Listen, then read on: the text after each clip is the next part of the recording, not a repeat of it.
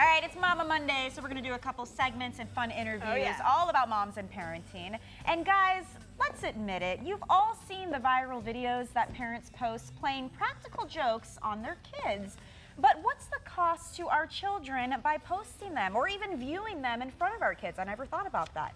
Well, parenting expert and family physician Deborah Gilboa says that there are some consequences, and she joins us now to talk about it. Welcome to our show. Thanks so much for having me. You know, I'm glad we're talking about this because I'll admit it. I mean, we've all laughed at these, it, and, right? And when they go viral, right? But you say there is a cost. There absolutely is. You know, when we put our kids out there showing that they are working on experiencing things that are really awful and we caused them on purpose, we're exploiting our kids. We're exploiting our kids. Yeah, I agree. So, I mean, I think it has to be damaging in the long run. It's emotionally, especially, right? Absolutely. But I guess what's hard for me with that is sometimes to me, it depends on the level of the practical jokes. So like we pulled a couple that have been making news recently, so we'll watch them and maybe get your opinion on them, okay? So the first one is pretty recent. It's from Jimmy Kimmel Live. Take a look. Daddy and I ate all of your candy.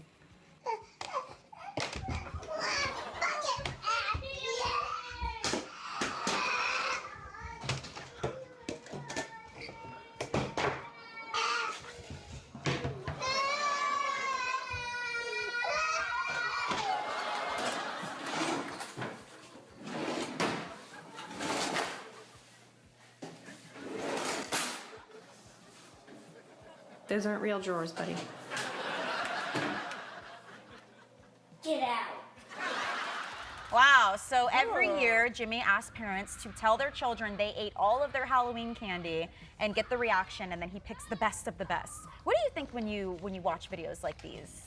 What I think is that if a parent knew, oh, my kid has a great sense of humor, they can totally handle it, it would never make the cut. Yeah. We're only doing this to kids who are emotionally fragile or just not developmentally or personality-wise ready to handle that kind of a joke. So what we're saying is, hey, I will totally betray you for a laugh.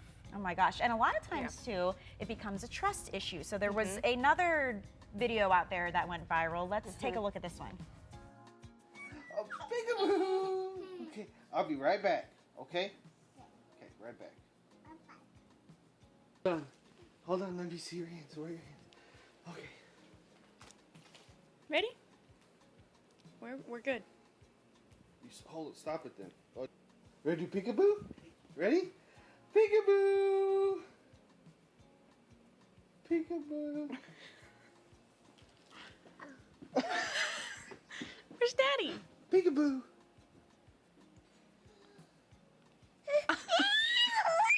Now, we talked about this one did. on our show. We did. Because she was genuinely scared Yes. there.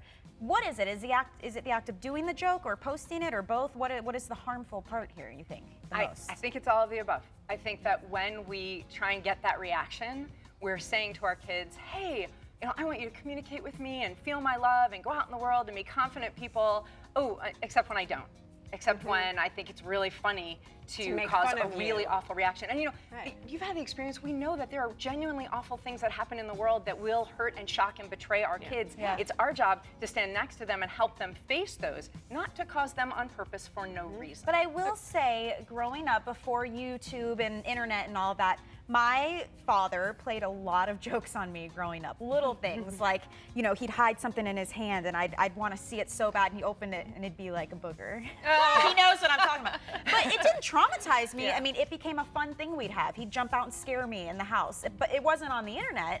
But are you saying that's just as bad or has it changed? No, I'm saying that can be problematic depending on the kid, right? So he may have just been trying to teach you a lesson. He wanted to teach you a sense of humor. This is how he reacted and he interacted. And if it worked for you and for him, that's okay. And if that's we not look damaging. if we look at stages of development in a child, are we saying that it's going as far as post-traumatic stress disorder or that type of trauma in a child? Post-traumatic stress disorder requires, for the most part, either a life-threatening event or something that is repeated and damaging. So chances are doing this once is not causing PTSD. But what we are saying to our kids is, you can't always trust me. And Then, if you give me a really shocking reaction, I'm going to show it to everyone and use it to, in some way, build myself up in some way at your expense. Well, definitely something to think about, parents, and you can get some great advice from Deborah's book, Get the Behavior You Want Without Being the Parent You Hate. It's a great title. I love that. And it is available and in stores right now, so we want to thank you, Dr. G, for joining us for that. Thanks so much for having me.